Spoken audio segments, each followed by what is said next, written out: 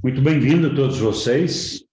A semana passada nós começamos a estudar o documento 115, que é o documento que fala do Supremo. É um documento maravilhoso e que nos traz muitos esclarecimentos e muita revelação sobre todo esse plano de Deus e da razão da nossa existência e dos propósitos de nossa presença aqui neste mundo.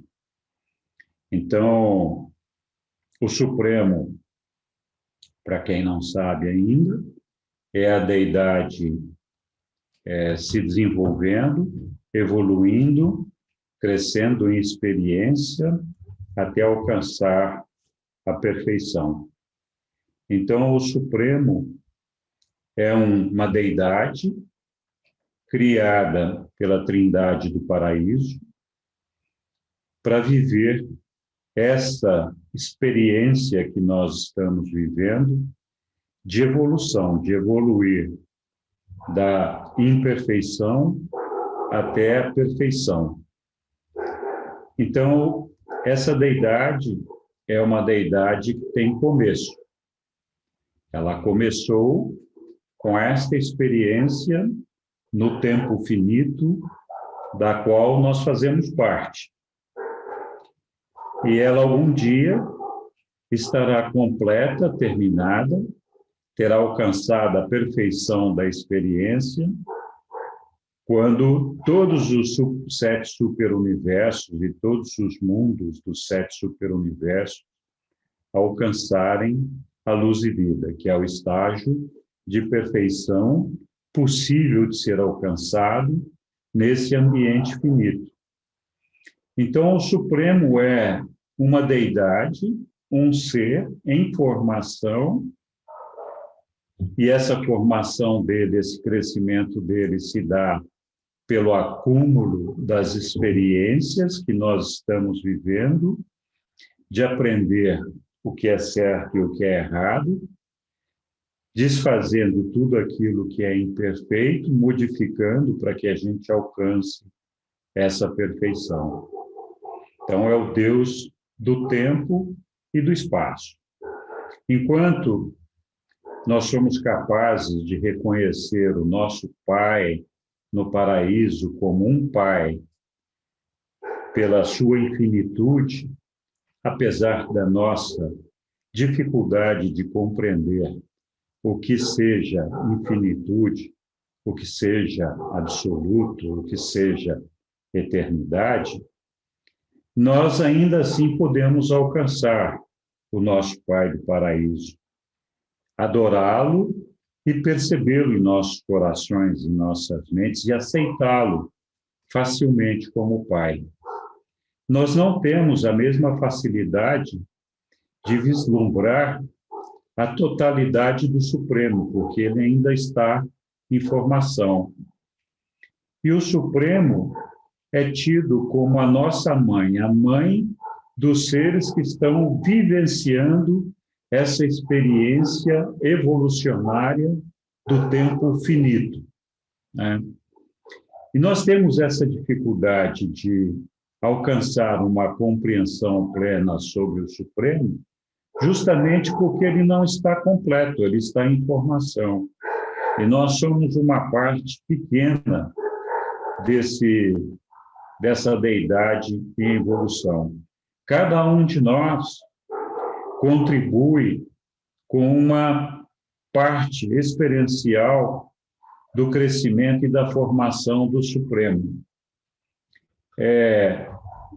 Ele se desenvolve, experiencialmente falando, inclusive a partir das experiências que são mal-sucedidas, ou seja, daqueles indivíduos que, por não poderem, não terem a capacidade ou não desejarem alcançar a perfeição, perdem a sua individualidade no meio do caminho.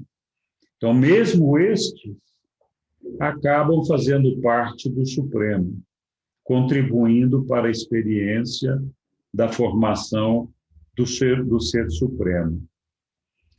O Ser Supremo, essa deidade em evolução, é uma consequência natural do eu sou, quando a gente o analisa no seu nível absoluto, na sua forma total. E nós discutimos, então, a semana passada, que o eu sou é um ser existencial, original. É um ser que sempre existiu, existe e vai existir como ele é. Ele tem toda a ciência, todo o conhecimento, toda a infinitude, toda a eternidade com ele. Mas esse eu sou, mesmo sendo o original e sendo o existencial, sendo tudo aquilo que ele foi, é e será, ele também é um ser que tem um potencial de crescimento, um potencial de desenvolvimento. Como assim? Deus, então, pode se desenvolver, pode crescer, pode... Então, o que nós discutimos algumas vezes é que Deus nunca foi imperfeito, ele toda a vida, sempre, em toda a eternidade, em toda a sua existência, ele sempre foi perfeito. Então, ele nunca viveu a experiência do perfeicionamento. Essa experiência do perfeicionamento é diferente da experiência do conhecimento, da ciência. Então, o nosso Pai, o Eu Sou, ele tem ciência, conhecimento de tudo, mas ele, de fato, nunca viveu essa experiência de perfeicionamento. Então, mesmo sabendo tudo o que vai acontecer e tudo de que forma deve ser feito para que seja perfeito, ele não viveu a experiência de praticar isso. Então, por isso, a gente diz que existe esse potencial de crescimento do absoluto, do eu sou, porque ele pode viver essa experiência de perfeicionamento não por ele mesmo, mas através de todos nós. E essa é a razão desse tempo e desse ambiente finito, desse tempo espacial, ter sido criado, para poder viver essa experiência de perfeicionamento. Como nós já falamos outras vezes, no ambiente absoluto não existe a imperfeição. Então, para que a experiência de perfeicionamento fosse possível, foi necessária a criação do tempo. E isso é uma evidência de que a imperfeição não sobrevive na eternidade. Ou a imperfeição se perfeiciona, ou ela é eliminada. Não existe espaço na eternidade, no absoluto, para a existência da imperfeição. Então, essa janela de tempo e espaço foi necessária a ser criada para que a gente pudesse, então, viver essa experiência de perfeicionamento. Cada um de nós é uma fração dessa experiência, por isso nós temos essa diversidade de mundos, 7 trilhões de mundos, e essa diversidade de personalidades participando desse processo, que é uma forma de partir de todas as imperfeições possíveis, em todos os ambientes possíveis, para alcançar uma perfeição. Cada um de nós vive um desses modelos, e juntos nós exaurimos essa possibilidade de viver essa experiência. Então, é por isso que existem tantas personalidades, tantos mundos, para construir isso. E para acumular toda essa experiência, a Trindade do Paraíso criou, então, o Ser Supremo, que é o Deus da experiência, que é quem está acumulando toda essa experiência que nós estamos vivendo. Então, de um lado, nós temos o original, que é, ou então, o existencial, que é o eu sou, é o Pai, e de outro lado, no extremo oposto, nós temos esse Ser Supremo em evolução, que estará se completando, através do qual nós vamos viver, então, a experiência, né, do perfeccionamento. Então, o finito representa uma possibilidade de evolução experiencial.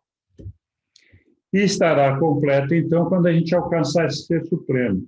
Em algum momento, esse Ser Supremo, que estará perfeito, ele será incorporado lá no Absoluto, junto com outras deidades. Existe ainda uma outra informação também, que é o Ser Último, Deus o Último, que é a ultimidade da experiência. Então, nós vivemos essa experiência de perfeccionamento no tempo finito. Quando terminar essa experiência toda que nós estamos conquistando, nós teremos que factualizar essa experiência. Para fazer isso, tornar essa experiência uma realidade definitiva, nós temos que escapar do tempo finito. Isso significa, então, que nós vamos viver uma experiência última, que é a transcendência do tempo, que vai acontecer no ambiente absoluto. O ambiente absoluto é uma intermediação, uma transição entre o tempo finito e absoluto, de forma tal que, então, em algum momento, nós vamos chegar no nível absoluto, que é o nível do eu sou, do eu pai, onde a gente vai incorporar todas essas experiências que foram vivenciadas aqui. Então, foi muito interessante, né? Porque a semana passada nós falamos dessa ideia, desse conceito do existencial original, do factual e do potencial. Também falamos do finito e do absoluto. Então, hoje nós vamos continuar a leitura desse documento. Nós tínhamos parado, se não me falha a memória, no ponto 3 do documento 115. A Sussu vai compartilhar com a gente. Se tiver alguém que tem alguma dúvida ou queira comentar alguma coisa do que eu falei, agora é a hora. Ok, vamos lá. Façam fila, pessoal, não tudo de uma vez. Então, vou tirar daí. Eu tenho um comentário, não sei o que. Fala, Lilian. Por exemplo, as experiências que Deus pensou, né, das imperfeições, eu acho que não chega a tanto sofrimento assim. Ou você acha que todo esse sofrimento que a gente passa também faz parte? Porque aqui diz que é um sofrimento extra, né, que não precisávamos ter tanto sofrimento assim para poder avançar. Então, quer dizer, acho que esse sofrimento não estava nos planos de Deus, é isso? Olha, existe muita especulação sobre isso, Lilian.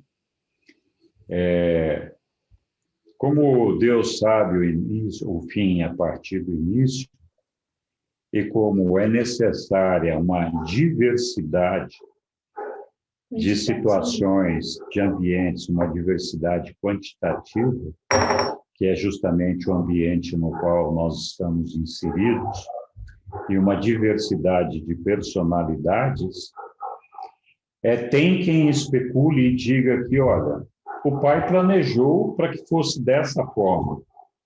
Não que cada um de nós fosse ou não capaz de superar essas dificuldades. Mas o Pai teria planejado para que esse ambiente existisse, para que nós tivéssemos, então, a oportunidade de superar essas dificuldades e nos fortalecermos e alcançarmos o Pai, apesar dessas dificuldades, né? Então, existe muita especulação, sim, por muitos estudantes do livro de Urântia, a respeito disso. Existe, inclusive, a ideia de que a vinda de Jesus para cá tivesse sido planejada em função de uma série de circunstâncias que estavam previstas que deveriam acontecer de uma determinada forma. Mas também tem muita gente que rebate isso, porque Jesus, o nosso Micael, jamais teria um plano para que o nosso soberano do sistema, Lúcifer, se desviasse e ele fosse extinto depois. Então, assim, nós não temos o casuísmo, ele é um filho dele, então eu acho que isso é um resultado natural do processo evolucionário. E do livre-arbítrio. E do livre-arbítrio de todas as pessoas e todos os seres. É evidente que o Pai, que planejou toda essa situação de experiências do mundo todo, ele sabia que isso ia acontecer, mas eu não acho que ele tenha arquitetado para que a coisa acontecesse dessa forma. Nós falamos a semana passada, inclusive, de que existe uma razão para que o Pai tenha criado 7 superuniversos, 7 trilhões de mundos, com tantas possibilidades. Então, dentro dessas possibilidades, desses mundos e dessas personalidades, existe, sim, uma quantidade de experiências que devem ser vividas para completar esse sistema de perfeccionamento experiencial, de forma tal que, uma vez completado tudo isso, não houvesse a possibilidade de a gente encontrar uma imperfeição que não tivesse sido submetida à vivência completa até chegar à perfeição ou coisa que o valha. Então, sim, tem muita discussão em cima disso daí, mas, pessoalmente, eu não acredito que o Pai tivesse forçado nenhum filho, usado o livre-arbítrio de nenhum filho, para que ele provocasse uma determinada situação. Acho que isso é o resultado do processo evolucionário natural que foi estabelecido para todos nós. Mesmo porque isso iria contra o livre-arbítrio, né? Isso. Deus estaria manipulando, né? É Acho verdade. que Deus não faria isso. É. Então, não sei se eu respondi ou confundi, mas... Eu assim, acredito ou tendo a acreditar que não precisava de tanto sofrimento, né? Mas os acontecimentos, a rebelião de Lúcifer... Então, mas eu acho que não é da vontade de Deus, é do conhecimento de Deus, mas não é da vontade. Não é da vontade, eu também acho que não é.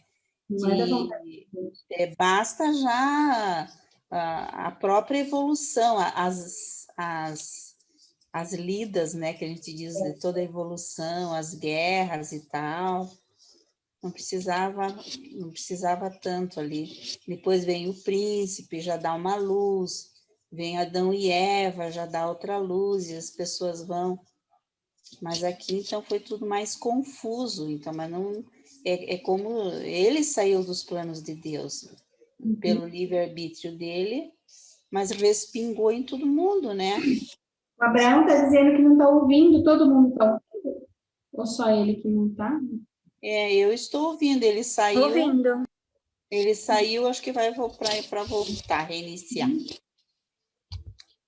Obrigada. Ok, vamos lá, então. Eu ia falar uma coisa que acabei esquecendo. Mas tá bom. Depois eu lembro.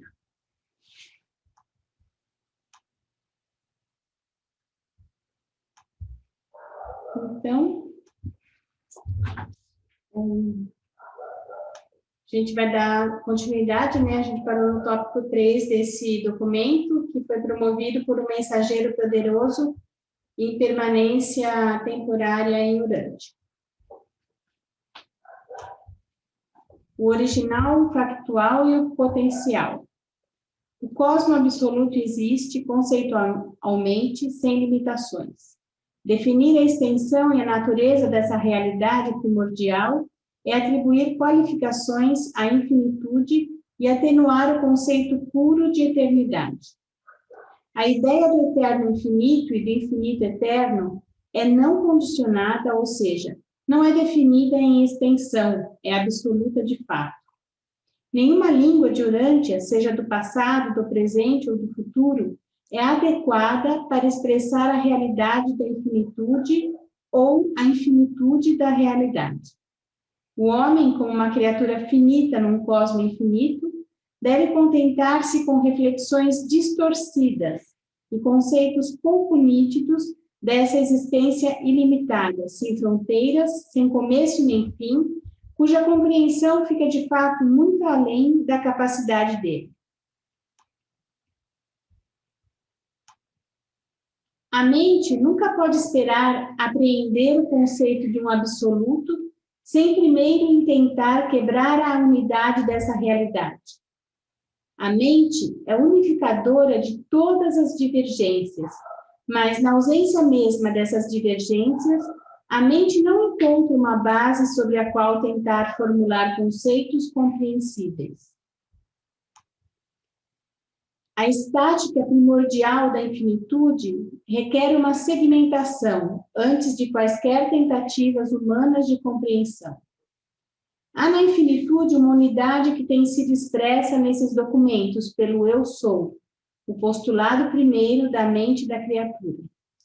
No entanto, uma criatura nunca pode compreender de que modo essa unidade se transforma numa dualidade, numa triunidade e numa diversidade, permanecendo ainda como uma unidade inqualificável ou sem condicionamentos. O homem encontra um problema semelhante quando faz uma pausa e contempla a deidade indivisa da eternidade. De um lado, e de outro lado, a personalização múltipla de Deus.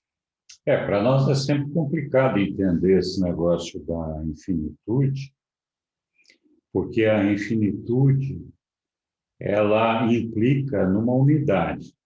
Em que sentido? Tudo que existe, tudo que é possível, tudo aquilo que a gente pode imaginar, inclusive aquilo que a gente não pode imaginar, está contido nessa infinitude. Então, essa é uma unidade de tudo. E essa unidade, ela se reflete, ela acontece na figura, na pessoa, na presença do eu sou. Ele é tudo. Está tudo centrado nele, é uma unidade. Mas, ao mesmo tempo, essa infinitude, ela representa uma diversidade infinita mesmo, uma diversidade que nós sequer podemos contar, né? De tudo que pode existir no mundo. Existe tanta coisa diferente, tanta diversidade, que a gente se perde mesmo na infinitude dessas possibilidades, né? Então, é um paradoxo, na verdade. Você tem uma diversidade gigantesca de coisas, seres, pessoas, e, ao mesmo tempo, uma unidade centrada na pessoa do Pai, na pessoa do Eu Sou, onde tudo fica concentrado nele, e tudo é um, e tudo é uma coisa só. Então, esse paradoxo, nós temos dificuldade de compreender isso, mas a gente ainda consegue assimilar de alguma forma essa ideia, onde a diversidade traz a unidade, né? Eu vou voltar um pouquinho só, para ver se você está falando a mesma coisa que eu estou pensando. O homem encontra um problema semelhante quando faz uma pausa e contempla a deidade indivisa da Trindade, Pai, Filho e Espírito, né? De um lado, e de outro lado, a personalização múltipla de Deus. O que é essa personalização múltipla de Deus? É o supremo, o último, é isso? Então, quando a personalização múltipla é isso que você falou. Então, o que é a Trindade? A Trindade é o Eu Sou. Está representada ali no absoluto da deidade. A Trindade é composta de 3 personalidades. Não é uma somatória, é uma fusão, uma união delas, é uma coisa una, Na verdade, era indivisa. um que É se um. desdobrou, Então, fez sei lá o quê. E essa multiplicidade que você falou das deidades é justamente essa divisão. O Pai, o Filho, o Espírito e todos eles. Não entendi. Não, Vou voltar de novo. volta lá de novo. Ó, esse último parágrafo.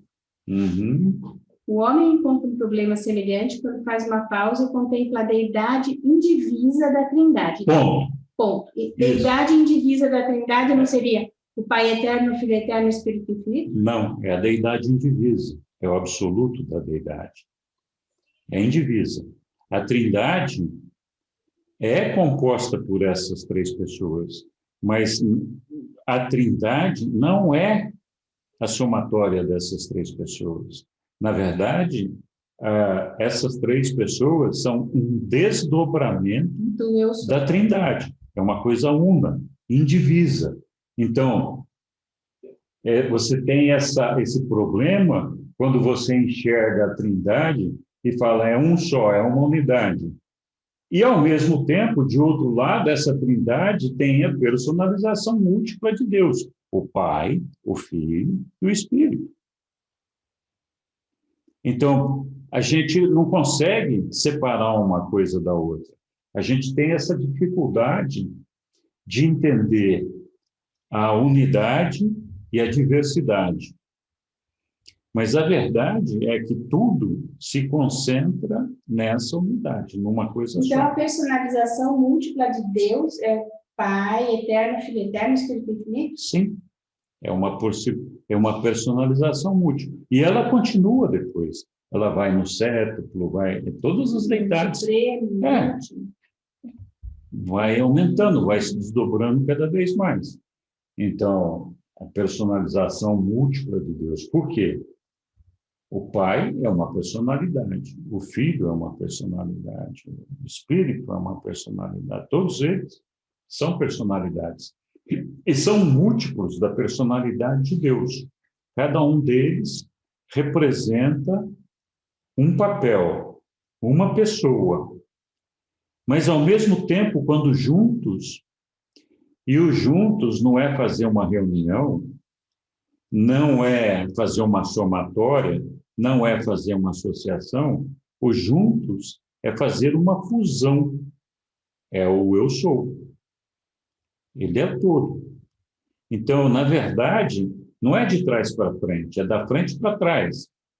Vamos supor. Vamos fazer uma analogia.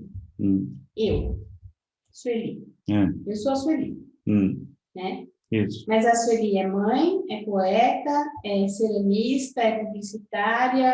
Então, essas são as minhas divisões, não, mas eu sou a Sueli. Não. Não? Essas são as suas qualidades, a sua versatilidade, seus atributos. Sim. Mas não é, porque assim, seria necessário ter 3 Suelis, ou 4, ou 5. Mas o eu sou é um só. O eu sou é um só. Então, mas ele não é o eu sou representando diferentes papéis. Não, não é. São os atributos do eu sou. Não são atributos diferentes do eu sou. Eu não estou entendendo nada. Não é para entender mesmo, é difícil, a gente tem dificuldade. É assim, o eu sou se desdobrando, se transformando em pessoas diferentes. Eles são diferentes. Eles não são a mesma pessoa. É como se fosse, não é nem um clone. É outro ser. O Pai é uma coisa, o Filho é outra, o Espírito é outra. É um desdobramento onde o Pai... Mas, vamos começar a historinha de novo. O eu sou estava lá, e aí ele decidiu fazer essa experiência, certo? Só que ele não conseguiria, com a sua absolutez, com a sua onisciência, com a sua onipresença, etc., viver a experiência, porque ele já conhece o fim a partir do começo. E ele nunca viveu a experiência da evolução, da imperfeição até a perfeição. Então, o que ele fez? Para fazer essa experiência, ele se desdobrou em Pai, eterno, Filho eterno e Espírito infinito. E aí ele se desdobrou ainda mais, como você disse, no século, no Supremo e no último. Então, não é isso? Era ele mesmo, que foi fazendo outras coisas. Sim, é ele mesmo. Mas não são papéis diferentes, não são atributos diferentes. São pessoas diferentes que se fusionam e formam uma só pessoa. Então, é por isso que fala, assim, em teoria, o pai gerou o filho, mas isso não é verdade, porque o pai e o filho já coexistiam na eternidade, porque eles são um só, eles não são dois. Mas quando é pai e é filho, eles são dois, não são um. Eles são diferentes. É uma diversidade. Então, a gente não consegue mesmo compreender isso, é um negócio complexo para nós. Mas se não fosse assim, a gente não existiria. Não seria possível o eu sou, o absoluto. Lógico que ele poderia criar qualquer coisa, mas ele não teria como colocar dentro do ambiente absoluto essa experiência, uma janela de tempo e de espaço. Porque a imperfeição, essa é a questão. A imperfeição... Não cabe. Não é que não cabe. Ela não existe no ambiente absoluto. Ela precisa do tempo. O tempo é uma ficção, não é uma realidade. Então, assim, a grosso modo falando, nós não somos uma realidade. E não somos mesmo. Porque... A realidade é a perfeição. Nós somos uma realidade em construção. Então, a gente só vai ser uma realidade, primeiro, se a gente se transformar em espírito. Então, para fazer isso, nós temos que alcançar a fusão com o nosso Pai, com a ajustador do pensamento. Olha como é que é o negócio, assim, nós, seres humanos, como animais, não temos chance de chegar a lugar nenhum. Se a gente não fizer essa fusão com o Pai, nós não temos possibilidade nenhuma de sobrevivência, porque nós temos um prazo de validade, a gente não é de verdade, a gente é uma ficção, na verdade, né? Então, uma ficção maneira de falar, porque é lógico que a gente existe, mas não no ambiente absoluto, nós estamos aqui nessa janelinha de tempo, então nós só vamos nos transformar numa realidade, primeiro, quando a gente for espírito, fusionado com o nosso Pai. E depois, quando a gente for perfeito, porque não basta ser espírito, a gente tem que ser um espírito perfeito. Por quê? Porque para chegar na eternidade, para chegar no ambiente absoluto, lá só existe a perfeição, não existe a imperfeição. Então, a gente, quando chegar na fusão com o nosso Pai, nós vamos ser espírito, mas espíritos ainda imperfeitos, em evolução, em perfeccionamento. Então, essa é uma carreira, assim, assombrosa, a engenharia, a criatividade do nosso Pai para conceber e construir esse ambiente todo, esse tempo todo que nós estamos vivendo, com todas essas personalidades, é uma coisa fantástica. Nós não teríamos a menor chance de existir se não fosse por ele. E é por isso que existe, que tem lá, olha, nada existe fora do Pai. Nem o Espírito Infinito existe fora dele. Falar nisso, o Abraão está perguntando se você acha que a descrição do Lu é semelhante ao dogma da Trindade. Eu acho que melhor você responder. Bom, eu não, honestamente falando, eu não sei agora qual é a questão do dogma da Trindade, mas no Lu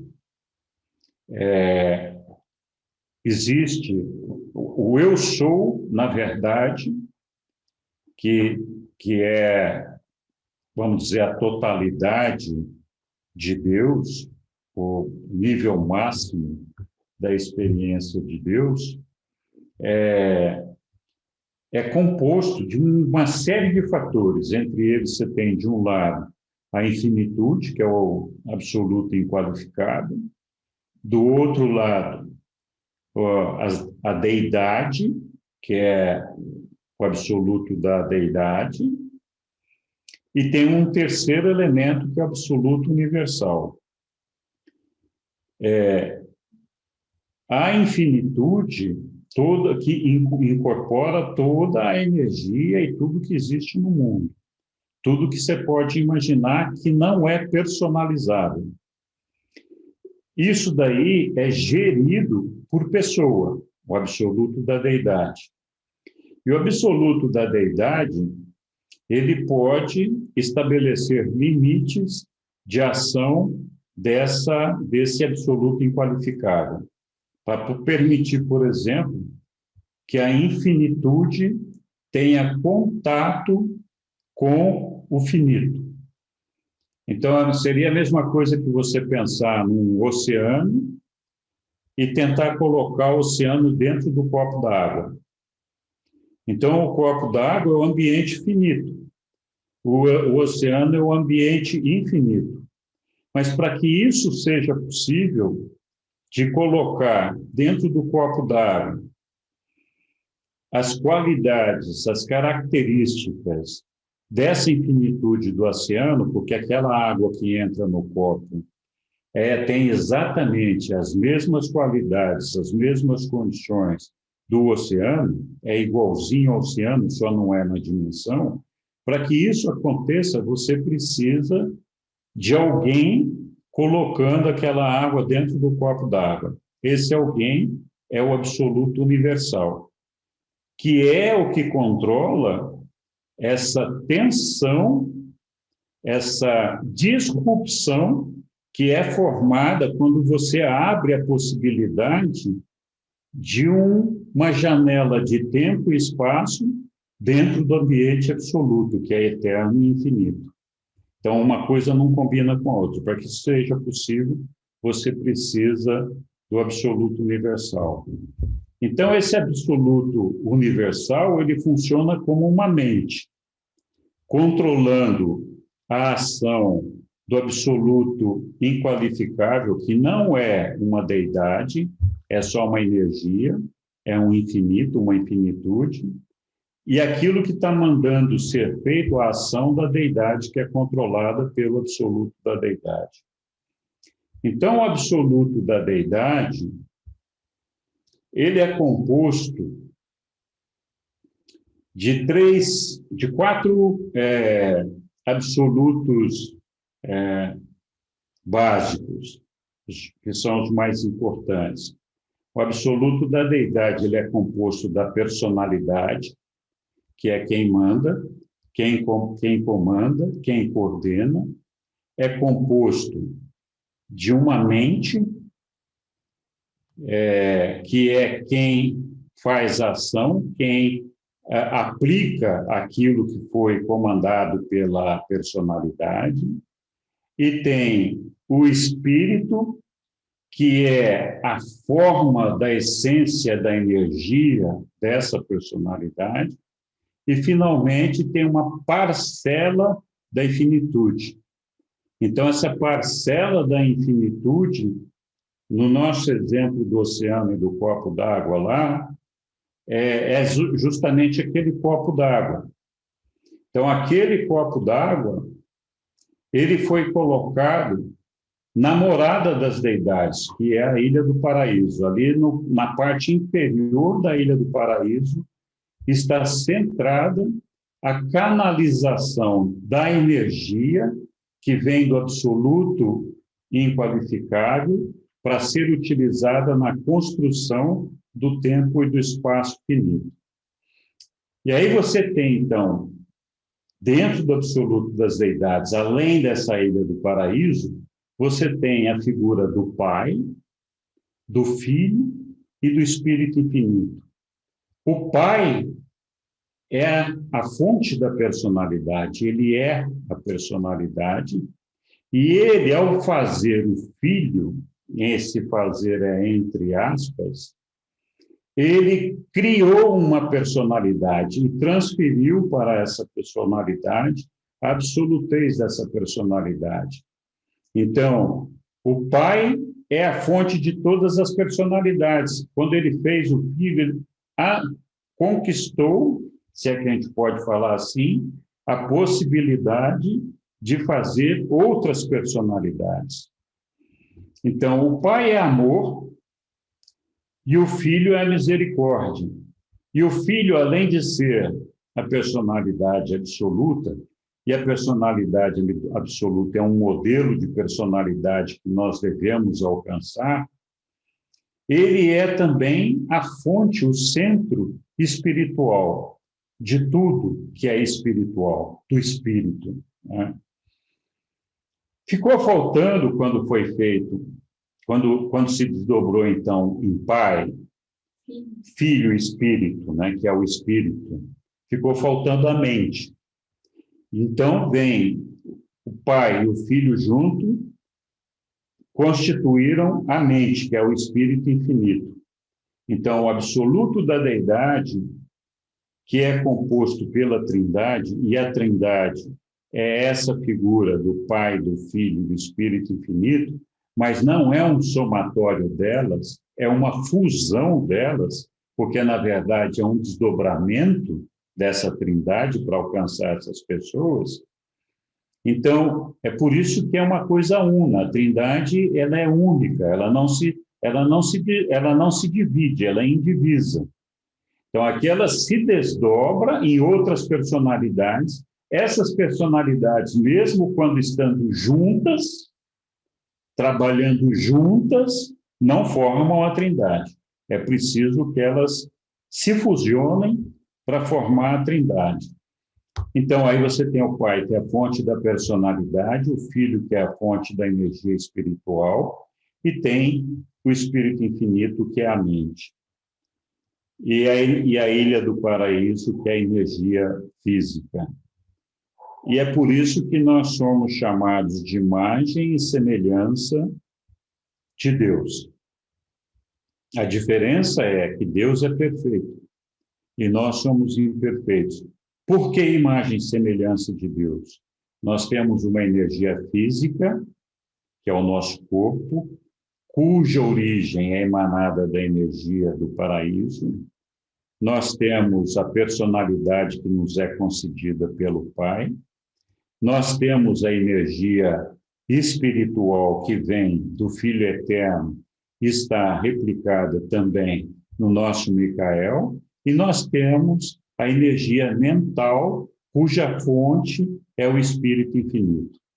Então, quando a gente recompõe energia física, a personalidade, energia mental, energia espiritual, a gente recompõe a Trindade na figura do absoluto da deidade. Só que ali é perfeito e nós somos imperfeitos.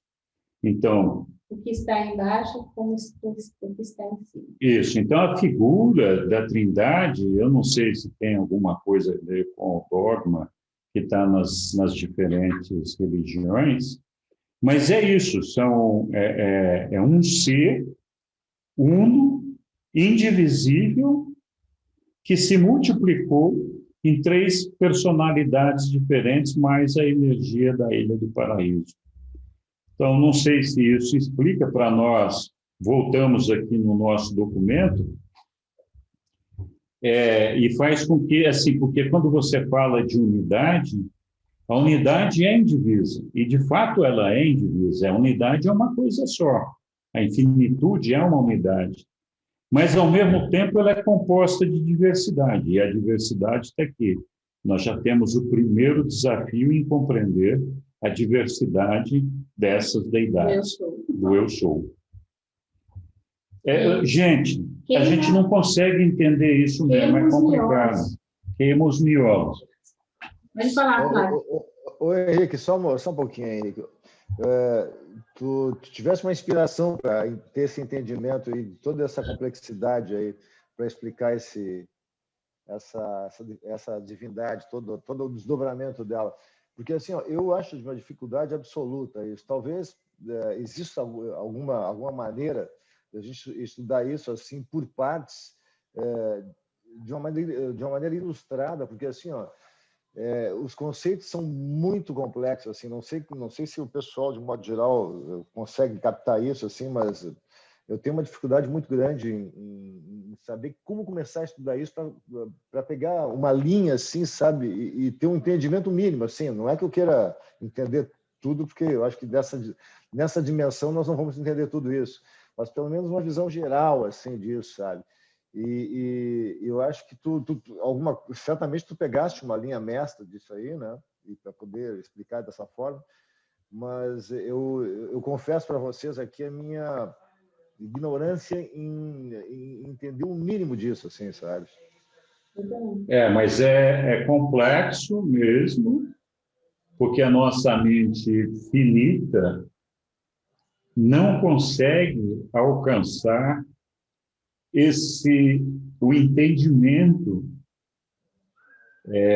do que é a eternidade, do que é a infinitude, do que é o absoluto. Nós temos uma dificuldade, não é nem uma dificuldade, uma limitação natural para compreender isso. Vocês não pensem que eu entendo isso daí. Eu consegui formar conceitos que me ajudam a compreender esse negócio. Mas, cara, dá um nó na cabeça, não tem o que fazer. Sim. Mas quando a gente pensa de uma maneira mais simples, assim, se você entender que você tem o absoluto da deidade, que é Deus, formado pela personalidade, juntamente com uma porção da sua energia, que é a Ilha do Paraíso. Então, ali o absoluto da deidade é a Ilha do Paraíso, o Pai, o Filho e o Espírito Infinito. Então, você pode compreender que tem ali, naquele absoluto da deidade, uma fonte de energia, que, na verdade, é o próprio Pai, e que está canalizada através da Ilha do Paraíso, que, ao mesmo tempo, serve de morada dessas deidades.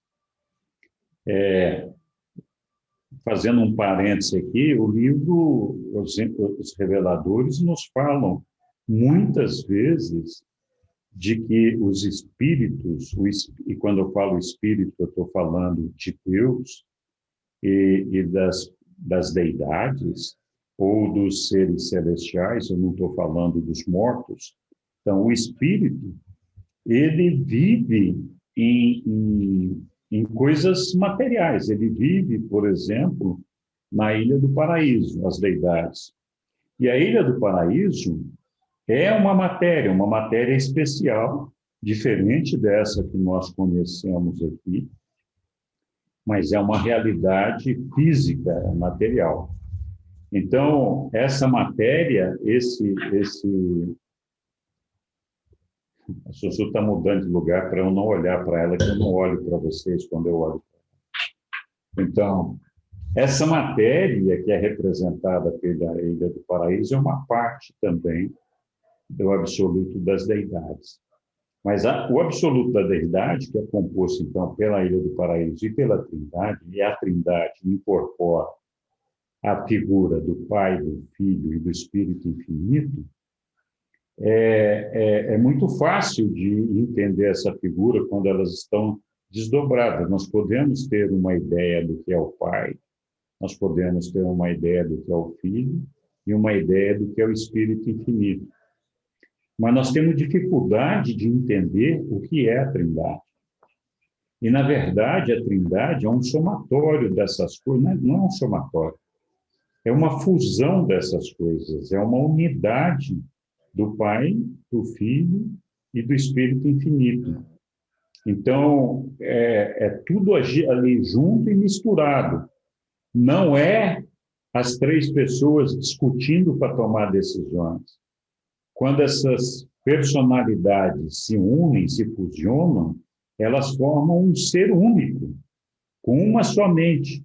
uma só personalidade, uma só energia. Então, não é que tem 3 pessoas ali discutindo juntas, é uma só.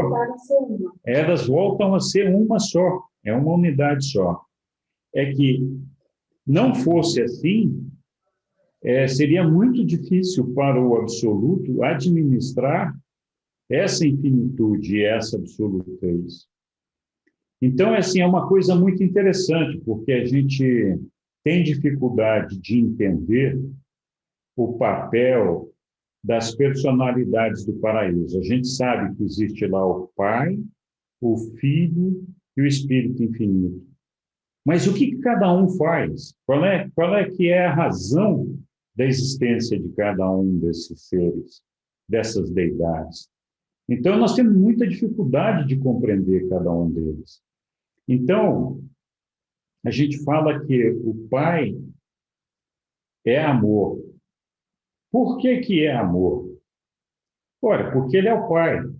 Não existe amor maior no mundo que o amor de pai.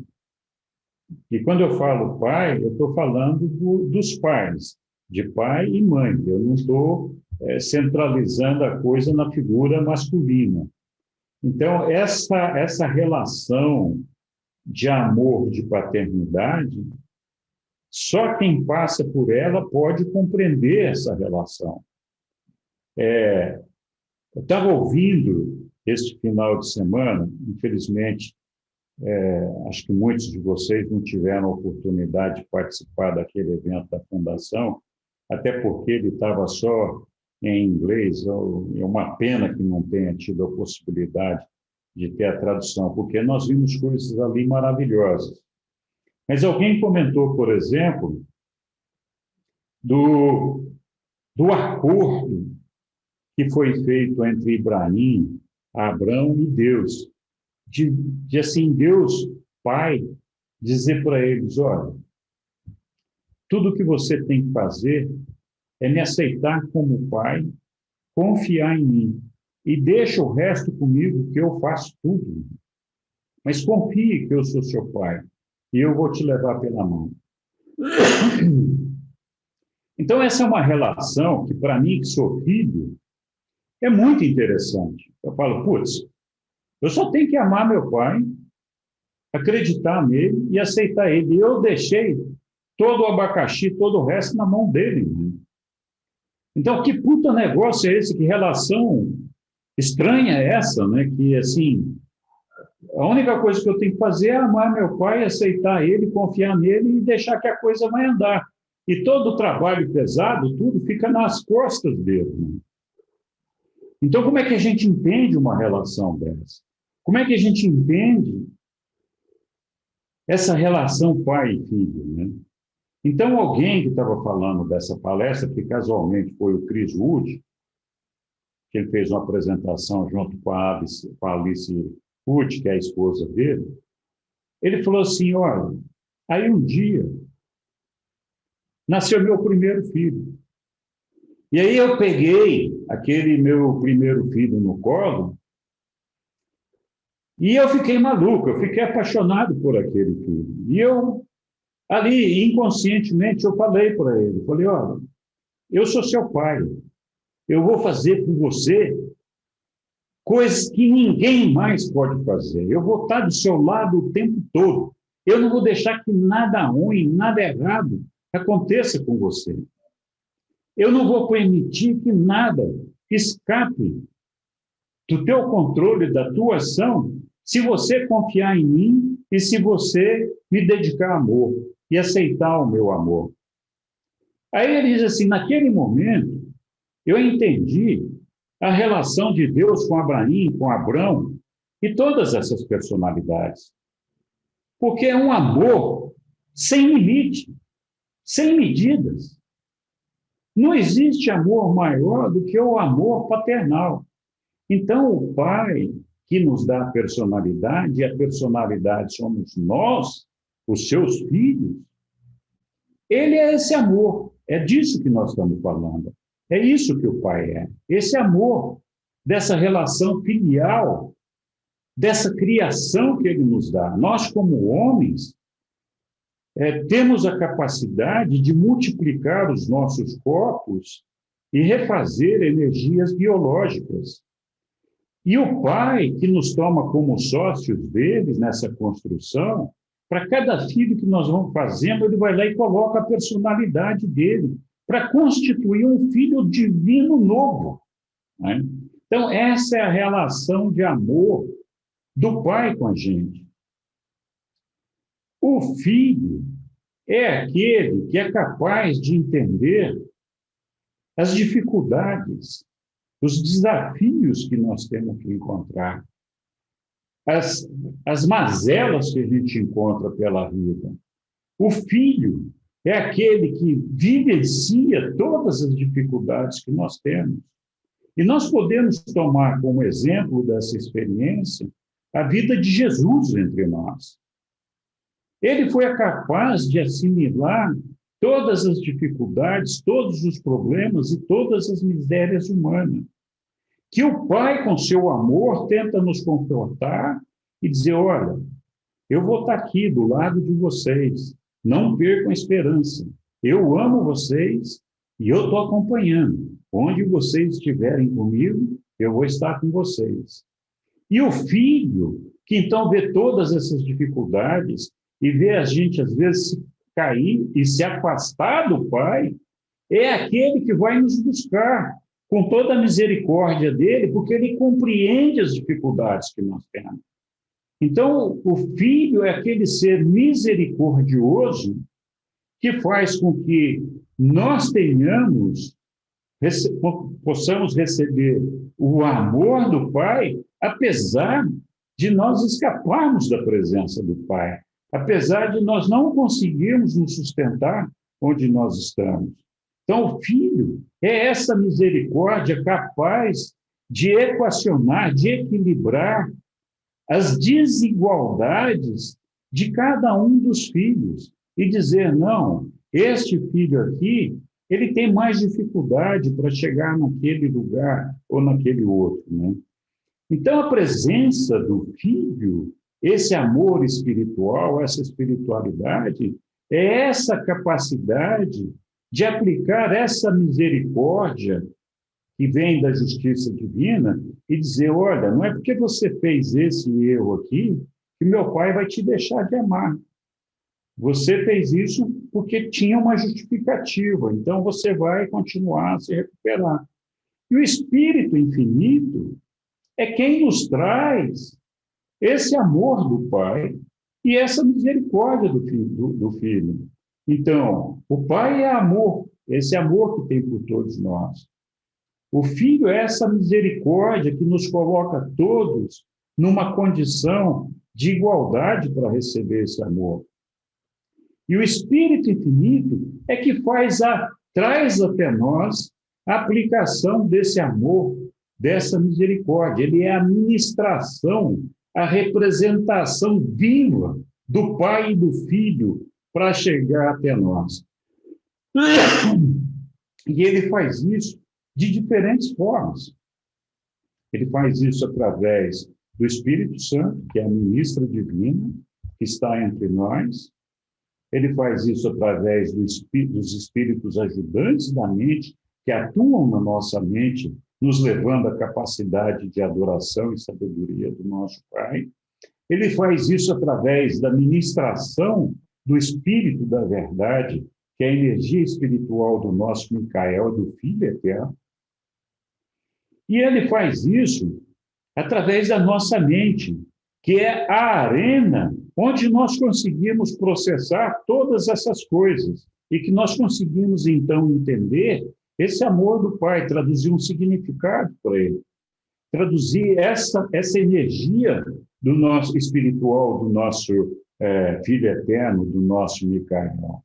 E a presença mesmo do Espírito Infinito entre nós. Então, esse é o papel do Pai, do Filho, por isso que aconteceu esse desdobramento. E aí o Pai, então, ele fornece a personalidade, ele provê a personalidade, ele provê a fonte de energia, E ele faz, juntamente com o filho traça, então, todos os planos e cria toda essa ação com todos os Micaéis, construindo tudo aquilo que foi feito, e o Espírito Infinito, que é a mente, o Deus da ação, constrói todas as coisas materiais através da manipulação dessa energia que é emanada do Pai, através da ilha do paraíso.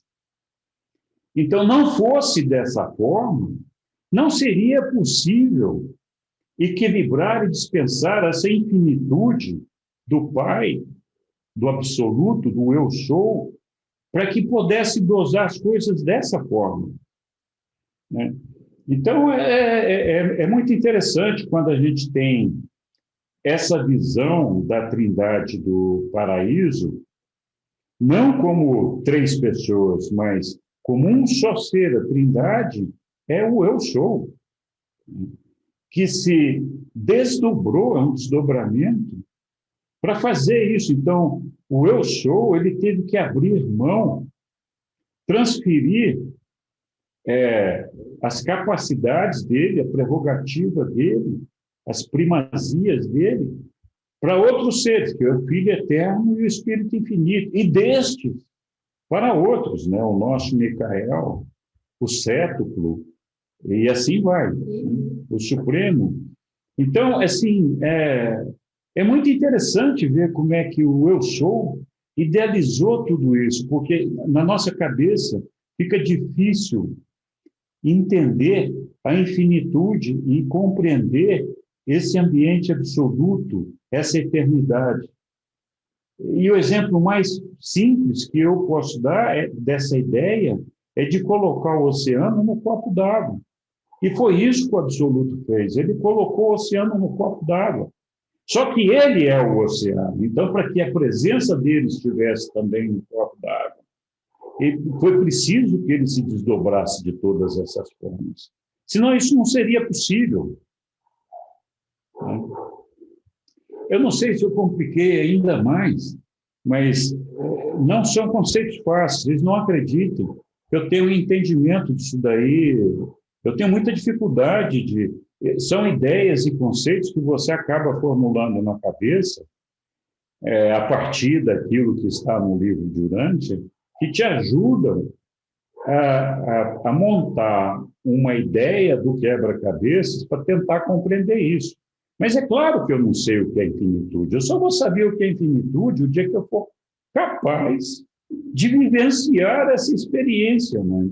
E isso só vai acontecer quando a gente ultrapassar a barreira do tempo e do espaço, né? Então, é que nem aquela história de ser pai. Todo mundo pode entender o que significa ser pai e o que significa ser filho. Mas o amor de pai e de mãe, só quem é pai e mãe pode compreender o que isso significa de verdade, né? Aquele desprendimento e aquele amor capaz que a gente tem de doação, de amor infinito pelos filhos, da gente se doar sem reserva a todos esses filhos e fazer com que a gente se esforçar para que eles sejam felizes e sejam bem-sucedidos. Esse amor não se compara nem de longe com o amor de filho para o pai ou para a mãe. Por mais que a gente ame o nosso pai e a nossa mãe, nós nunca vamos chegar no mesmo nível de amor que tem um pai e uma mãe por um filho.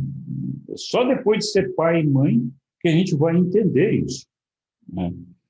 E é por isso que a família é tão importante nesse conceito do plano de Deus. É por isso que esse entendimento de família e essa relação de paternidade é tão importante. E é por isso que os reveladores falam: você só vai chegar no paraíso se você viver a experiência de ser pai. Se você não fizer isso enquanto está aqui na Terra, encarnado, você vai ter uma segunda oportunidade de viver isso nas Morôncias. Mas essa experiência de ser pai e mãe é uma experiência sine qua non para a gente continuar evoluindo na nossa carreira, no nosso, porque essa é a maneira que nós temos, essa relação de afeto que nós temos por nossos filhos, de amor que nós temos por nossos filhos, de misericórdia, de ministração que nós temos com relação a eles, porque nós somos misericordiosos com nossos filhos, nós somos capazes de perdoar infinitamente aos nossos filhos. Essa relação é a mesma relação que o Pai tem conosco. E nós só podemos entender esse amor de Deus, do Pai, conosco, se nós entendemos essa relação de afeto que existe. E foi isso que Jesus mudou naquela regra de ouro. E quando ele falou assim, olha, se vocês se amarem uns aos outros, como a vocês mesmos, já está de bom tamanho. Mas eu vou mudar esse negócio. Eu quero que vocês se amem uns aos outros como eu amo vocês. Quando ele falou, como eu amo vocês, ele não estava se colocando na condição de um irmão. Ele estava se colocando na condição de criador, de pai. Ele diz, vocês são meus filhos, é por isso que eu tenho essa capacidade infinita de amar e perdoar a todos vocês infinitamente. E é isso que eu quero que vocês façam com todos os seus semelhantes, os seus irmãos. Por que ele colocou essa figura desse amor? Porque, assim, para nós é muito difícil ter misericórdia e perdoar aos nossos irmãos os erros deles. Mas nós não temos limite de perdão e misericórdia com relação aos nossos filhos. Se nós formos capazes de sentir pelos nossos irmãos esse amor paternal, e esse amor paternal, nesse caso, não é uma figura de pai e filho mesmo, se nós olharmos para os nossos irmãos da mesma forma como nós olhamos para aquele irmão menos favorecido, como nós olhamos para um bebê, nós vamos ter com esse irmão a mesma paciência de pai. Então, vocês já perceberam que todo mundo, a maioria das pessoas, gosta de criança, e muitos de nós somos tolerantes com crianças, especialmente os bebezinhos. Por quê? Porque a gente sabe das limitações dos bebezinhos. A gente sabe que eles não têm experiência, a gente sabe que eles não têm conhecimento, a gente sabe que eles precisam da gente.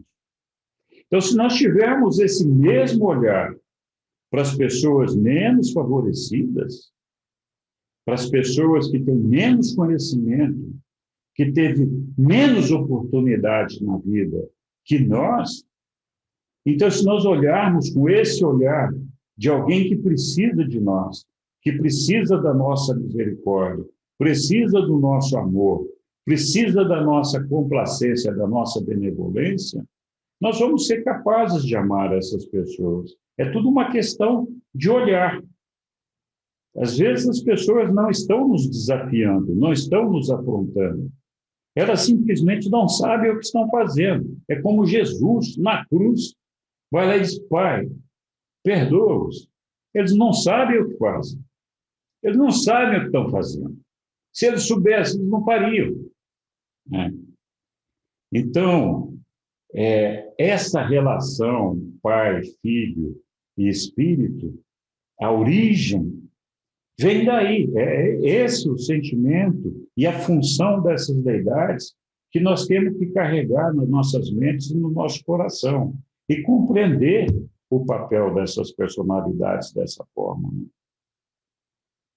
Acho que a Lilian quer fazer uma pergunta. Faça. Nossa, eu falo demais, nem vejo as pessoas querendo me interromper. Não, quando fala ali da personalização da deidade e de Deus, essa personalização, ela chega até a nossa personalidade? Eu posso contar com a nossa também como um potencial, vamos dizer assim, porque a personalidade ela não morre, né? Se a personalidade vai para o Supremo, então, de qualquer maneira, e ela vem de Deus, poderia ser contada como uma extensão da personalização da deidade? A personalidade, que é uma dádiva do Pai, eu entendo assim, que por meio da personalidade é a forma pela qual Deus gera um filho dele. Então, quando ele dá personalidade a uma pessoa, ele está fazendo como nós humanos, quando reproduzimos um filho biológico. Então, a cessão, a doação da personalidade do pai para uma criatura, para mim, representa exatamente esse aspecto de criar um novo filho, um filho de Deus. E esse filho, por sua natureza, ele é imortal. Então, é por isso que a personalidade não morre. Porque Deus é imortal, então ela volta para o Pai quando ela não é bem-sucedida, ela não consegue avançar. Então, ela volta de que forma? Ela volta para o Supremo. O Supremo, então, absorve essa personalidade com todas as suas experiências. Boas e más. Boas e más. Então, o indivíduo, como indivíduo, deixa de existir, mas essa personalidade não. E aí surge aquela questão que algumas vezes nós já colocamos, se a personalidade pode falhar.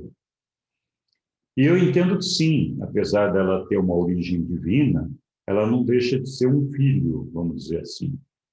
E esse filho, como um filho normal, humano, às vezes a gente tem filhos que se desviam, apesar da natureza e da origem desses filhos, pode acontecer.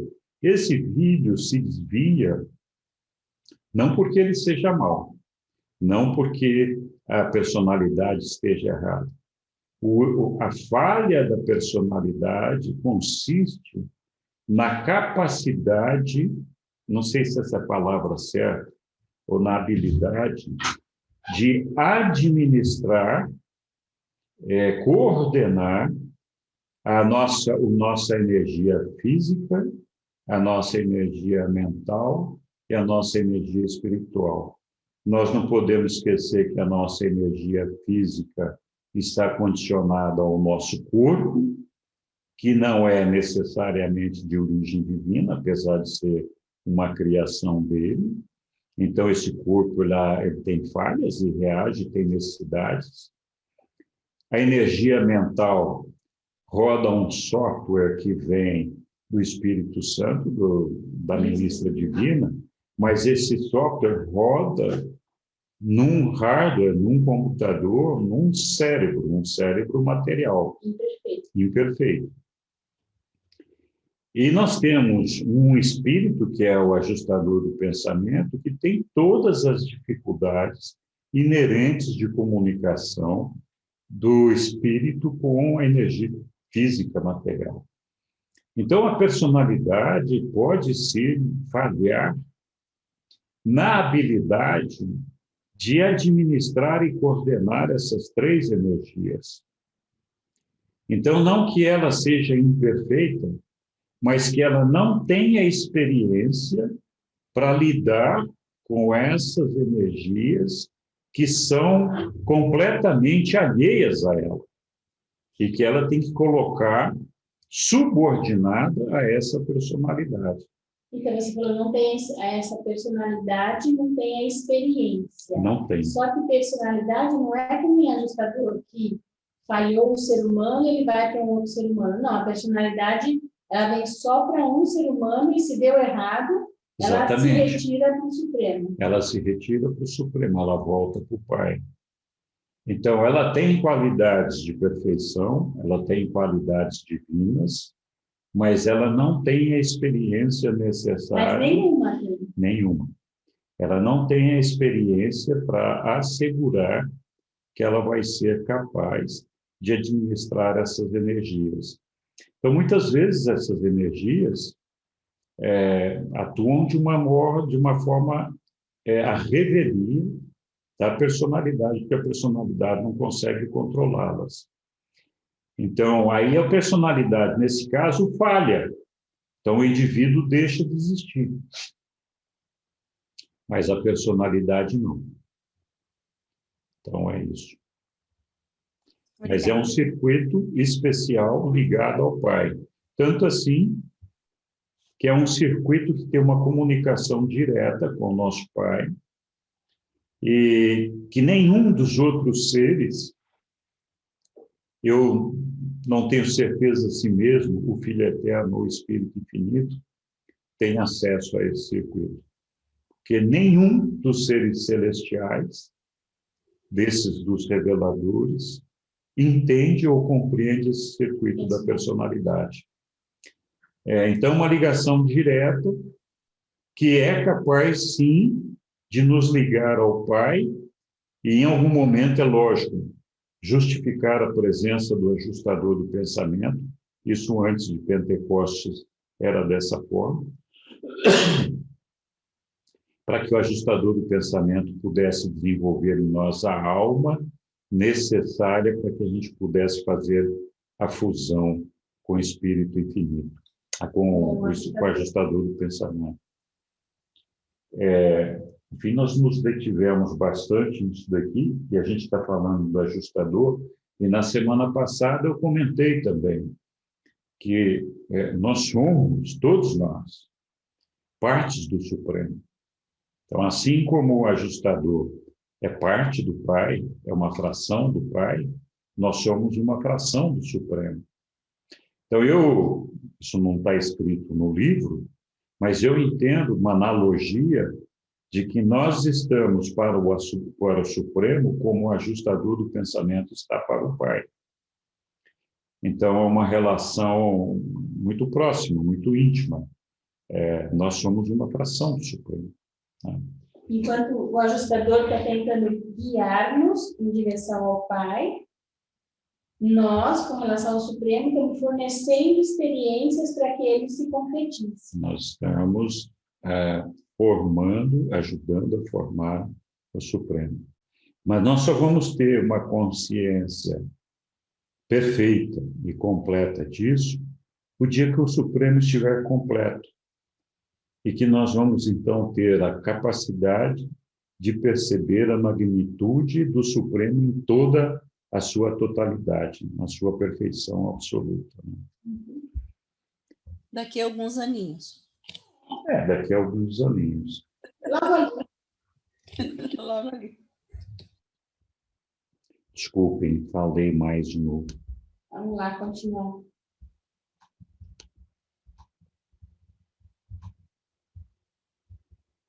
Ok. Ai, desculpa. Apenas a distância que separa o homem da infinitude é o que leva esse conceito a ser expresso em uma única palavra. Enquanto a infinitude, de um lado, é a unidade, de outro, é a diversidade sem fim ou limite. Eu nem sei o que eu estava falando disso. A infinitude, como observada pelas inteligências finitas, é o paradoxo máximo da filosofia da criatura e da metafísica finita. Embora a natureza espiritual do homem alcance na experiência da adoração o Pai que é infinito, a capacidade intelectual de compreensão do homem se exaure antes que ele conceba o máximo do Ser Supremo. Também, desculpa o spoiler aí, puxa vida. Além do Supremo, os conceitos passam a ser cada vez mais apenas nomes e cada vez menos designações verdadeiras da realidade. Mais e mais se tornam projeções do entendimento finito da criatura na direção do suprafinito. Uma concepção básica do nível absoluto envolve um postulado de 3 fases. Eu não sei se vocês lembram, semana passada, nós começamos com a leitura desse texto aqui, eu achei importante para a gente entender um pouco do Supremo. Então, vamos lá. 3 fases. Primeira, original. O conceito inqualificável, inominável, da primeira fonte centro, aquela manifestação da fonte do eu sou, na qual toda a realidade tem origem. Segundo, factual. A união dos 3 absolutos da factualidade, da segunda fonte centro, da terceira fonte centro e da fonte centro do paraíso. Então, o Filho Eterno, o Espírito Infinito e a Ilha do Paraíso. Essa triosidade de Filho Eterno, de Espírito Infinito e da Ilha do Paraíso constitui a revelação factual da originalidade da primeira fonte centro. E terceiro, potencial, a união dos 3 absolutos de potencialidade, o absoluto da deidade, o absoluto inqualificável e o absoluto universal. Então, aqui, só para fazer um parênteses, original, existencial, é o eu sou. Factual é aquilo que foi e é. Então, factual é a união dos 3 absolutos, que foi esse desdobramento que o eu sou fez ao constituir o Filho, o Espírito Infinito e a Ilha do Paraíso. Então, esse desdobramento dele fez essa realidade factual, porque, assim, na unidade é uma coisa só, é existencial, indivisível, como nós falamos. No momento em que se quebrou, se desdobrou dessa forma, fez uma realização factual dessa realidade. Factual porque foi e é, né? E potencial é aquilo que vai ser. Então, assim, a gente pode entender aqui que tanto o Pai como o Filho, como o Espírito Infinito e a Ilha do Paraíso não são dotados de potenciais, de potencial de crescimento. Eles já são, né? O potencial está centrado nos 3 absolutos da potencialidade, do qual essas personalidades fazem parte. Mas elas, especificamente, não têm esse elemento de potencialidade. Um negócio meio complicado para a gente entender, mas é isso aí. E essa potencialidade, então, está centrada na infinitude e centrada na eternidade e na absolutez, mas não tem nada a ver com essas personalidades nesse caso. A interassociação do original, do factual e do potencial produz tensões dentro da infinitude, que resultam na possibilidade de crescimento de todo o universo. E o crescimento é a natureza do sétuplo, do supremo e do último. Então, o sétuplo, para quem não sabe, é essa combinação de deidades que vem do paraíso. Então, é Pai, o Filho, o Espírito Infinito, o Ancião dos Dias, o Supremo e o Micael, que chega até nós. Eu esqueci algum. O Espírito Mestre, né?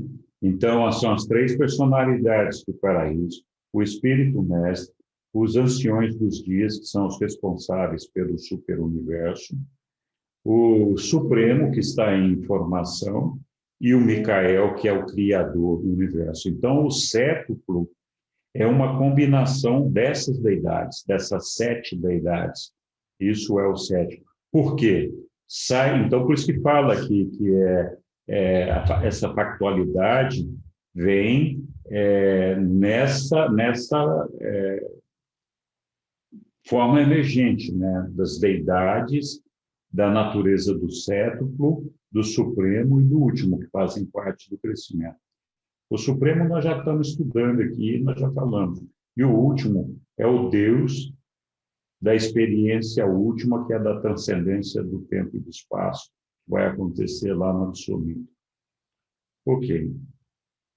Uma associação do absoluto da deidade, do absoluto universal e do absoluto inqualificável, a potencialidade é absoluta. enquanto que a factualidade é emergente. Na associação entre a segunda, a terceira e a fonte centro do paraíso, a factualidade é absoluta, enquanto que a potencialidade é emergente. E na originalidade da primeira fonte centro, não podemos dizer que a factualidade e a potencialidade sejam nem existentes e nem emergentes. O Pai é. Existencial. De ponto de vista temporal, o factual é aquilo que foi e que é. O potencial é aquilo que está vindo a ser e que será. E o original é aquilo que é. De um ponto de vista da eternidade, as diferenças entre o original, factual e o potencial não são assim aparentes. Essas qualidades trinas não são diferenciadas assim nos níveis da eternidade do paraíso. Na eternidade, tudo é, só que tudo não foi ainda revelado no tempo e no espaço. Então, tudo é, mas ainda não foi revelado. Sim, tudo é, porque a deidade pode prever o fim a partir do início. Mas não foi factualizado ainda, não foi revelado. Do ponto de vista de uma criatura, factualidade é substância, potencialidade é capacidade. A factualidade existe, sobretudo, no centro, e daí expande-se para o infinito da periferia. A potencialidade vem da periferia, da infinitude, para dentro e converge para o centro de todas as coisas. A originalidade é aquilo que primeiro causa e depois equilibra os movimentos duais do ciclo da realidade, em que os potenciais metamorfoseiam-se em factuais e em que os factuais existentes são potencializados. É uma cadeia sem fim. Os três absolutos da potencialidade operam no nível puramente eterno do cosmos, e, pois, nunca funcionam como tais em níveis subabsolutos. Nos níveis descendentes da realidade, a criosidade da potencialidade é manifestada com o último e no supremo. O potencial pode não ter êxito em factualizar-se no tempo, com respeito a uma parte em algum nível subabsoluto, mas com respeito ao conjunto sempre tem êxito. A vontade de Deus prevalece em ultimidade, nem sempre concernindo a um indivíduo, mas invariavelmente no que concerne ao todo. Deus ama o indivíduo, mas ele prioriza o coletivo, né? O todo é sempre mais importante do que o individual. É na triosidade da factualidade que as existências do cosmos têm o seu centro. Sejam espírito, mente ou energia, todas estão centradas nessa associação do Filho, do Espírito e do Paraíso. A personalidade do Filho espiritual é o modelo mestre para todas as personalidades em todos os universos. Isso é aquilo que o Henrique estava falando. A substância da Ilha do Paraíso é o modelo mestre do qual a Vona é uma revelação perfeita e do qual os superuniversos são uma revelação em perfeccionamento. O agente conjunto é, a um só tempo, a ativação mental da energia cósmica, a conceituação do propósito do espírito e a integração das causas e efeitos matemáticos dos níveis materiais com os propósitos e motivos volicionais do nível espiritual. Em um universo finito e para um universo finito, o Filho, o Espírito e a Ilha do Paraíso funcionam no último e sobre o último, do modo como ele está condicionado e qualificado no Supremo. Hein? Então, nós já falamos lá dos modelos, né? Isso, mas e aí esse daí no universo finito? Então, no universo finito para um universo finito, o Filho, o Espírito e o Paraíso funcionam no último. O último, O que é? É a transcendência do tempo, é a experiência da transcendência do tempo. Então, eles funcionam nesse Deus último e sobre ele. E do modo como ele está condicionado e qualificado no Supremo. O que quer dizer isso? O último só começa a se formar, só entra em formação e já está definido depois que o Supremo estiver formado. Então, o Supremo é a supremacia da experiência, é a construção dessa experiência. O último é a factualização dessa experiência, vai transformar toda essa experiência em realidade. Por quê? Porque toda essa experiência está construída no tempo. Lembra que eu falei que o tempo é irreal, é uma coisa temporária, passageira?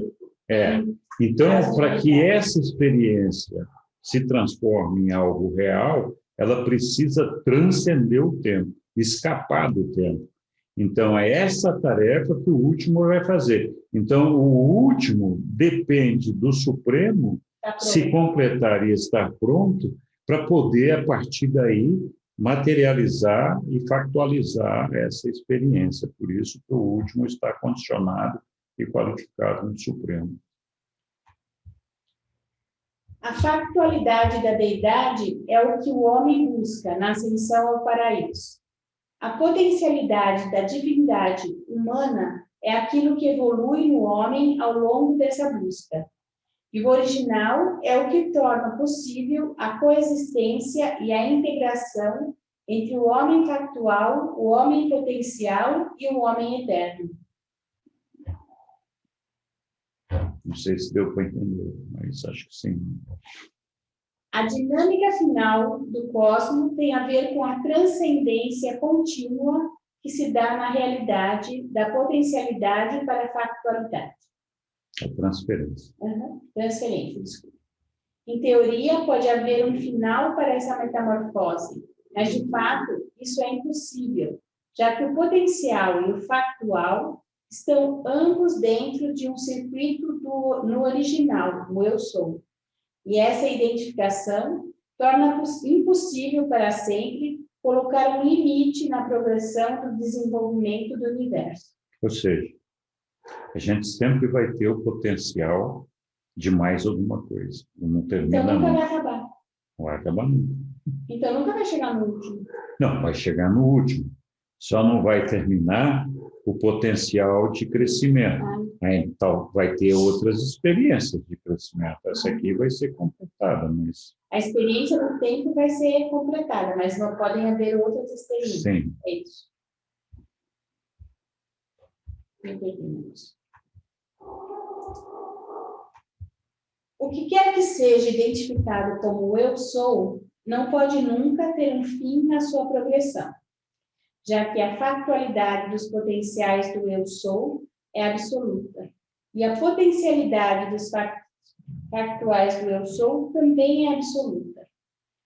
Os factuais estarão sempre abrindo novas vias para a realização dos potenciais, até então impossíveis.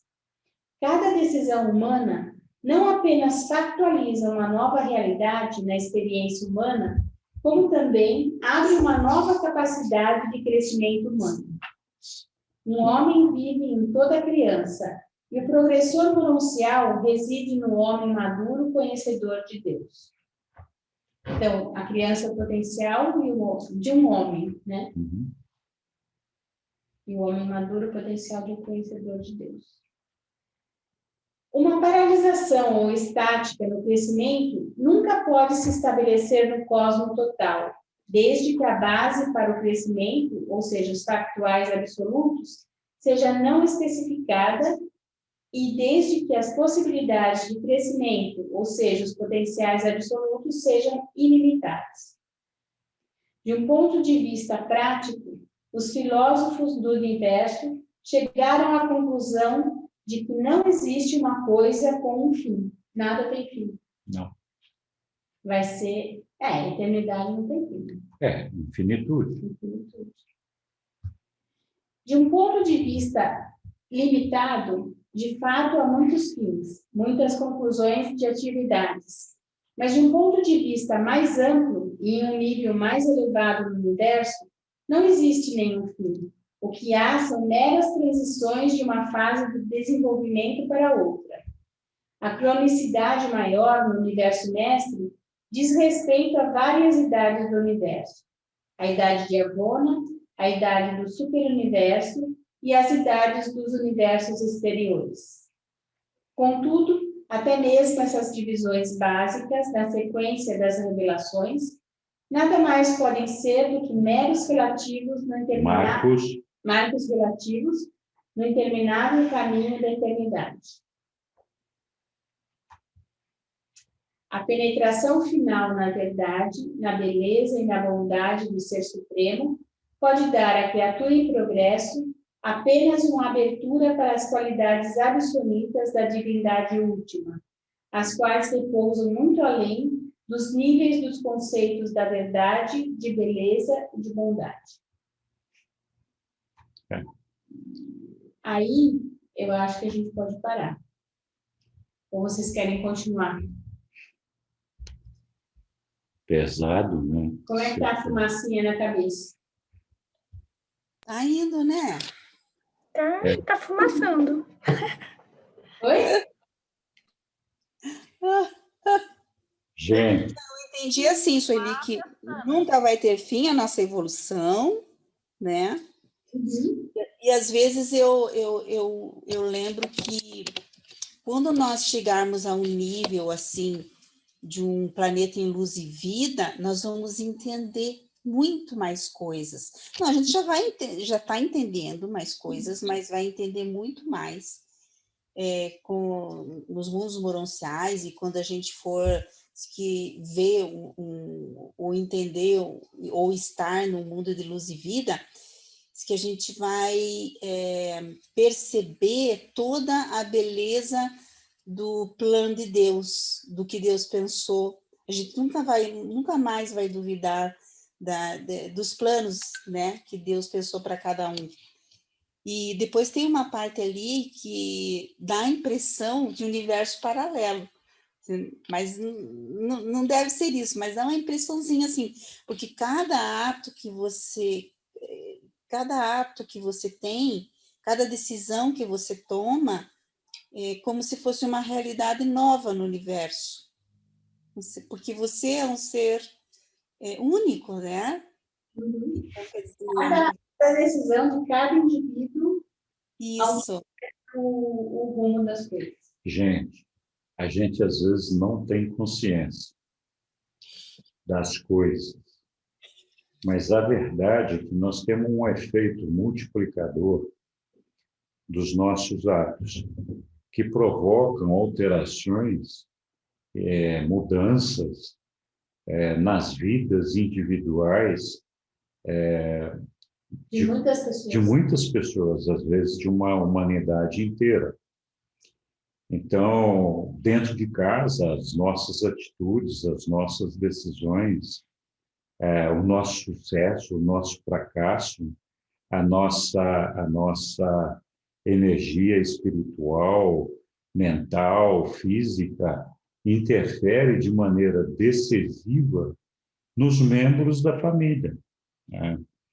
É claro que cada um tem o seu livre-arbítrio e a sua forma de se desenvolver, mas a maneira como nós agimos gera um efeito multiplicador de diversidade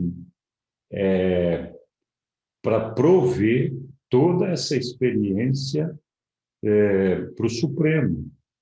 Então, a gente fala dos 7 superuniversos, dos 7 trilhões de planetas e dessa quantidade infindável de personalidades, onde a gente tem, então, uma diversidade quantitativa, que é o meio ambiente onde a gente vive, e uma qualitativa, que são as personalidades com quem a gente vive, nós mesmos acabamos gerando diversidade nessas decisões que nós tomamos. Imagina, né, como que isso não se multiplica nos 7 superuniversos e quantas experiências não são geradas a partir de tudo isso daí para o Supremo, até fazer com que tudo isso esteja esgotado. Então, por isso que, assim, é importante que eu alcance a minha inclusão, que eu passe de ano, que eu consiga chegar ao paraíso. Mas é importante também que todo mundo consiga passar de ano, todo mundo consiga chegar ao paraíso, para que os mundos entrem em luz e vida, cada vez mais mundos entrem em luz e vida, para que os 7 superuniversos entrem em luz e vida, para que a gente saia dessa experiência do tempo e continue uma outra coisa que a gente nem sabe direito o que é. Assim mesmo. Então... E por isso que, assim, eu concordo com o que a Lilian falou, e uma vez a gente conversou sobre isso, e a gente tinha pontos de vista não tão convergentes. Eu acredito nisso que a Lilian falou, que, assim, as pessoas, quanto mais você evolui, né, quanto mais o mundo evolui, as pessoas evoluem mais, e eu vejo que existiria mais dificuldade em você se perder, em você sair, em você repetir de ano, vamos dizer assim, né? E você disse que não, por exemplo, Lúcifer, não, né? A gente até falou disso. Mas eu continuo achando que quanto mais pessoas evoluírem, mais difícil fica de você negar a Deus. Quanto mais eu estou conhecendo, quanto mais eu estou vendo, quanto mais... Como é que eu vou negar a Deus? Eu não consigo Eu acho que entender. os desafios são diferentes. Aqui você tem o desafio da fé. Depois você tem o desafio do conhecimento, da ciência, de saber o que você tem pela frente. Você está falando? Quando você entrar no nível mononcial, quando você fusionar, à medida que você vai evoluindo, você vai conquistando conhecimento, vai conquistando novos desafios e novas realidades. Pode ter desafios do tipo, uma pessoa fala assim, não, eu não quero enfrentar uma parada dessa. Mas mesmo ela conhecendo... Mesmo ela conhecendo, mesmo ela dizendo, não, putz, eu não quero ficar 1 trilhão de anos, 4 trilhão de anos, quinquilhão de anos. Mas é melhor do que deixar de existir. Não sei, mas vai saber, as pessoas podem se acovardar, não sei. Depois da fusão, isso não vai acontecer, porque não tem caminho de volta depois da fusão. Mas até a fusão, eu acho que tudo é possível. Né? Até salvo. Imagina, você vê Jesus e você fala, não vou acreditar. Não, quando você vê Jesus, você já está fusionado.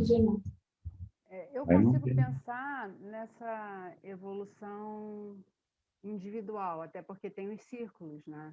Cada um está no seu círculo, no seu grau, enfim. Consigo pensar nisso. Não consigo conceber a ideia de que um coletivo vai passar de ano. Sabe? Assim, justamente porque cada um tem um círculo, cada um tem... que a coisa é interna, ela se dá internamente. A gente é só olhar para o social aí da gente no planeta inteiro e ver que tem graus e graus e muito discrepantes, então é muito difícil enfiar na cabeça que luz e vida vai chegar ao mesmo tempo para todos. Eu não sei se você fala nisso, mas eu não acredito. Várias filosofias falam, inclusive, né, na evolução coletiva. Mas é gradual, isso daí não é para todos de uma vez. Ela vai acontecendo de forma gradual. Mas quando um planeta entra, ele tem 7 estágios, se não me engano, de luz e vida. Quando um planeta entra no primeiro estágio de luz e vida, talvez não. Mas quando o planeta já está lá para o 6º, 5º, 6º, acho que todo mundo já está luz e vida. E aí o que acontece com mas é uma evolução gradual. estágio para entrar em luz e vida? Porque o planeta passa, né? O planeta precisa pensar em termos planetários, é preciso que o planeta Terra siga até a sua evolução enquanto planeta. A questão é, todos os seres que estão nesse planeta vão conseguir, nesse momento, deve existir um momento para que Sim. isso aconteça a nível de planeta.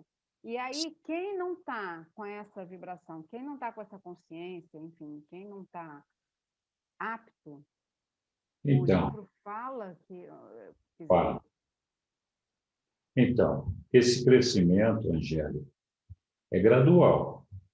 Então, vai começando aos pouquinhos e mais pessoas vão alcançando esse estágio de luz e vida. Esse estágio de luz e vida, a nível de indivíduo, se caracteriza pela fusão do indivíduo com o ajustador do pensamento, ainda em vida. Aqui na Terra. Aqui na Terra. Então, nós, mais e mais, teremos pessoas alcançando essa fusão aqui na Terra e de uma maneira crescente. Então, nós vamos chegar a um momento em que a humanidade vai cada vez mais se conscientizando disso e se espiritualizando, até que todos os cidadãos do planeta alcancem esse estágio de perfeição possível de ser alcançado aqui na Terra. Se eu não me engano, quando você chega no 4º estágio de luz e vida, 1/3 do planeta já se fusiona aqui mesmo. Então, no livro tem essas etapas descritas, de que maneira isso vai acontecer. E de fato, isso não acontece de uma vez. É um processo gradual. Henrique, eu lembrei agora, eles falam até, tem um planeta que é próximo a nós, que esse planeta já está tão evoluído a ponto de chegar em luz e vida. Só que eles também dizem que não é o planeta inteiro. Exatamente. Mas chega um momento que é o planeta inteiro. Que é o planeta inteiro. Sim. E chega um momento que é o sistema todo. Depois o E universo... chega um momento que é a constelação toda. E chega um momento que é o universo local Quando todo. você fala planeta inteiro, significa todos os seres que estão nesse planeta também? Sim. Ai, Todos. gente, isso Não o planeta Terra, não o planeta geológico. O planeta, a gente está querendo dizer, os seres humanos. Ah, gente, tem ser humano que não vai. Não, mas isso hoje, né? Mas daqui 5 Hoje, bilhões de mas anos... daqui a 10 bilhões de anos, nós não E aí sabemos. a gente com isso? Não, a gente... A gente vai ficar esperando. É só para saber que vai ter essa hora, Angélica. Não, mas não somos... Não é neste momento, Angélica. Nós não vamos ver isso. Vamos sim, Henrique, eu acho. Quando a gente vê nas moronças, a gente olha para baixo e vê. Mas corre. Das notícias. Eu quero dizer que nós não vamos ver isso em vida aqui. Sim, eu sei. Pode ser que um dia isso aconteça e a gente já vai estar muito distante daqui. Tomara, né? Mas... bom! É isso, a gente vai estar lá na constelação. Ou mas em Avona, sei lá. isso vai levar alguns milhões de anos, possivelmente, ainda. Então, mas todos nós, de uma maneira ou de outra, assim como nossos antepassados, temos uma contribuição definitiva nesse processo evolutivo. De alguma maneira, nós estamos contribuindo para que algum dia a gente chegue lá. O mundo chegue lá. O mundo chegue lá. Né? O planeta chegue lá. Mas, assim, nós, essa geração, a próxima, as 15 próximas, as 30 próximas, não sei quantas próximas, não. Vai levar muitos anos. Não sei dizer nem quantos, mas algum dia vai chegar. A gente deixa a nossa sementinha, vou plantar nossa árvore. Mas a gente vai estar já em outro estágio, em outro plano, porém no planeta. Não. Nós, quando nós... Dá um nó. Não, mas é assim, a nossa carreira evolucionária, ela é, de um lado, individual. Então, depende de nós alcançarmos a nossa evolução e chegarmos ao paraíso. Então, nós não temos que evoluir necessariamente junto com o planeta. A nossa evolução não depende da evolução do planeta, depende e do planeta, de nós. a gente está querendo dizer dos seres humanos que aqui habitam. Isso. Então, nós podemos morrer aqui, ressuscitar, e quando a gente estiver chegando lá no paraíso, de repente a gente tem notícia, daqui a alguns milhões de anos, que o planeta Urante, essa humanidade que está aqui, chegou em luz e vida. Evoluiu positivamente até chegar em luz e vida. E essa é uma evolução natural. Se você olhar desde Ando em Ponta, onde nós estamos hoje, existe muita maldade no mundo, existem muitos problemas. Mas o mundo evoluiu desde lá até aqui. E o ser humano evoluiu. Temos muito para evoluir. Estou falando quando eu falo do mundo, eu estou falando da humanidade, das pessoas. Mas, então, nós temos, sim, uma contribuição nossa com a humanidade deste planeta. De uma maneira ou de outra, nós temos que ser exemplo, modelos, ensinar, ajudar, evitar o mal, fazer o bem, e todo esse negócio. Tudo isso vai formando uma massa crítica que, em algum momento, não este, vai levar toda essa humanidade para alcançar o estágio de luz e vida. Perdão. E quando isso acontecer... Dizem que, embora não pareça, existem mais pessoas vibrando no bem do que no mal. Eu, sinceramente, acho difícil de engolir isso, mas o livro de Urântia fala alguma coisa nesse sentido? O livro fala nesse sentido, ele não fala exatamente de termos mais pessoas vibrando no bem do que no mal. Eles dizem que o fundo é branco. A superfície pode estar pintada de negro. Pode ter pontinhos negros. Pintada pode ser pontinhos, pode ser malhas, pode ser inteiro pintado, pode ser tudo. Pintinhas negras. Sim. Pontinhos. Então, pode ter muitas manchas negras sobre essa superfície branca. Esse fundo branco, perdão. Mas o fundo é branco. E queira o homem ou não queira, não importa se a gente quer, nós vamos chegar lá. Vai chegar no mundo de luz e vida um dia. Porque em algum momento nós vamos dobrar e nos ajoelhar e dizer, não, isso aqui tem que chegar num lugar melhor do que o que nós construímos.